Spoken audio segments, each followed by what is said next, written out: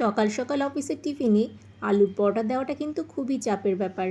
আটা মাখো, পুর বানাও, আবার বেলতে গিয়ে কখনো কখনো ফেটেও যায়। আজ তোমাদের অন্য পদ্ধতিতে আলু পরোটা করে দেখাবো। নিয়ে নিয়েছি সেদ্ধ করা আলু, গ্রেট করা আদা, রসুন, লঙ্কা কুচি, পেঁয়াজ কুচি, পরিমাণ মতো নুন, চিলি ফ্লেক্স, গরম মশলা আর হলুদ আর ধনেপাতা কুচি, সব উপকরণ আমি একসঙ্গে ভালো করে মেখে নিয়েছি।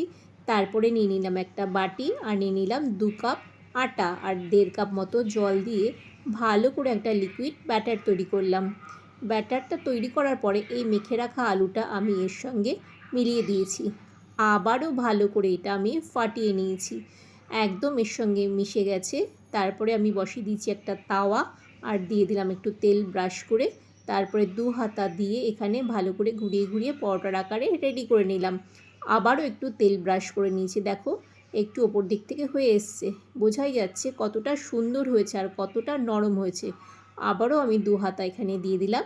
তৈরি করে নিলাম আরও সুন্দর একটা আলুর পরোটা। সত্যি বলছি এতটাই সুন্দর হয়েছিল খেতে আর সাংঘাতিক নরম হয়েছিল, কি বলবো তোমাদের। আমি এবার থেকে এইভাবেই বানাবো। দারুণ টেস্ট হয়েছিল। তোমাদের রেসিপিটা কেমন লাগলো অবশ্যই কিন্তু কমেন্ট করে জানিও।